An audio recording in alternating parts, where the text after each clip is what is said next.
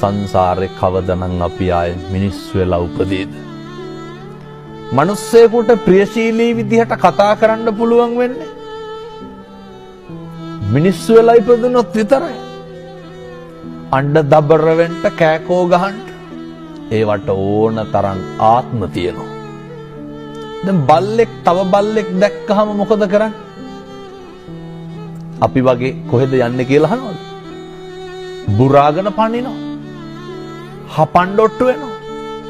මට කියන්න සත්ව ලෝකයේ තුල සතෙක් තවත් සතෙකුට බය නැතුව ඉන්නේ මොන සතාද? හැම සතෙක්ම ඉන්නේ තවත් සතෙකුට බයෙන්.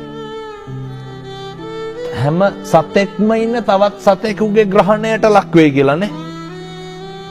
පැහැදිලිද මම මේ කියන එක මනුෂ්‍ය ආත්ම භාවයේ තියෙන වටිනාකම? මේක තේරුම් නොගන්න තාක්කල් බණහන එකේ අර්ථයක් නැහැ.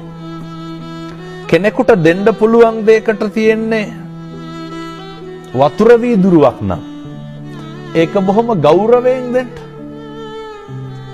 ඒක බොහොම ඕනෑකමින් දෙන්න. මෙහෙම දේශනා කරන්නට හේතුව තමයි පින්නතුනේ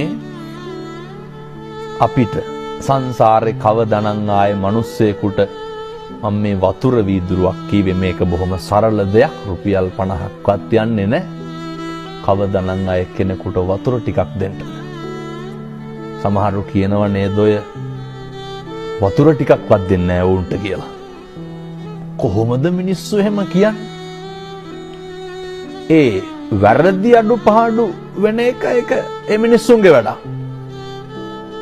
හැබැයි සත්පුරුෂෝ විදිහට හැසිරෙන එක කාගේ වැඩක්ද? ඒක අපේ වැඩක්.